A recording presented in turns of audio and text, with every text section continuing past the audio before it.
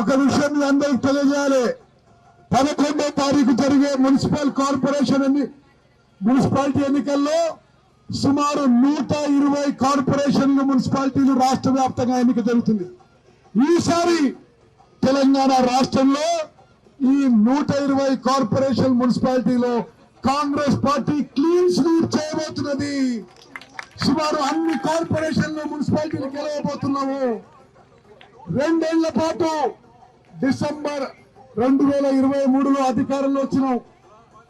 ఎవరు కని విని ఎరగని రీతిలో స్వతంత్ర భారతదేశ చరిత్రలో 29 రాష్ట్రాల కంటే ఎక్కువ ప్రస్తుతం తెలంగాణలో ఉన్న కాంగ్రెస్ ప్రభుత్వం, ముఖ్యమంత్రి రేవంత్ రెడ్డి గారు రాకతో ఉన్న కాంగ్రెస్ ప్రభుత్వం అభివృద్ధి విషయంలో, సంక్షేమ విషయంలో భారతదేశంలోనే రికార్డు సృష్టిందని చెప్పి నేను మనం చేస్తున్నా.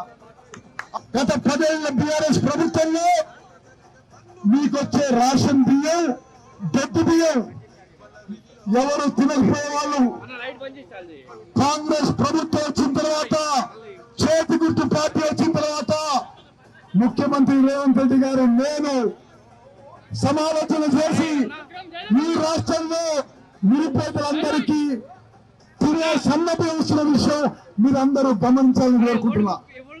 ఈ రోజు తెలంగాణ రాష్ట్రంలో 3,17,00,000 మందికి 13,000 కోట్ల ఖర్చుతో అందరికీ 6 కిలోలు ఉచితంగా సన్నబియ్యం ఇస్తున్న విషయం ప్రత్యేకంగా నా అక్కలు చెల్లెళ్ళు అందరూ గమనించాలని కోరుకుంటున్నా.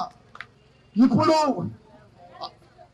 బీజేపీ పార్టీ వాళ్ళు 12 ఏళ్లు కేంద్ర ప్రభుత్వం నుంచి నిజామాబాద్ మున్సిపల్ కార్పొరేషన్ కానీ తెలంగాణ రాష్ట్రానికి ఏమీ చేయలేని విషయం గమనించాలి.